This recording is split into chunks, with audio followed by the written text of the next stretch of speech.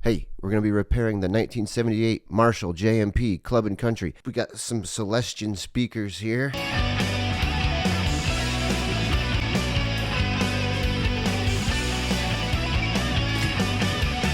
What would you say about these solder joints here? They're terrible. Terrible.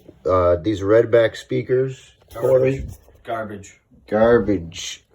Creambacks. Wow, look at that. Creamback on there. Wow.